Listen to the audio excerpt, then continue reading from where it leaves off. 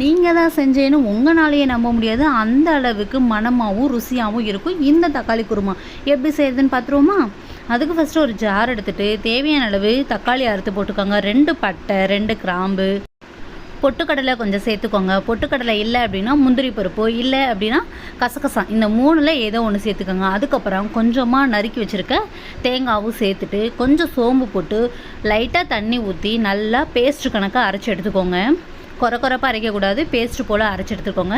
இப்போ ஒரு கடாய் அடுப்பில் வச்சு எண்ணெய் கொஞ்சம் தாராளமாகவே சேர்த்துக்கோங்க. எண்ணெய் நல்லா காஞ்சது கடுகு, உளுந்து, கருவேப்பிலையெல்லாம் போட்டு பொரிச்சிட்டு கொஞ்சம் கல்பாசி, ஸ்டார் பூ 1, பிரிஞ்சி இலை 1 சேர்த்துட்டு நீளமாக கட் பண்ணி வச்சுருக்க வெங்காயத்தையும் சேர்த்து நல்லா வதக்கிக்கோங்க. வெங்காயம் வந்து நல்லா முழுமையாக வதங்கி வரணும். அந்தளவுக்கு வதக்குனதுக்கப்புறமா 1 ஸ்பூன் அளவு மல்லித்தூள், கரம் மசாலா, தனி மிளகாய்த்தூள், கொஞ்சமாக மஞ்சள் தூள் எல்லாம் சேர்த்துட்டு நல்லா வதக்கிக்கோங்க.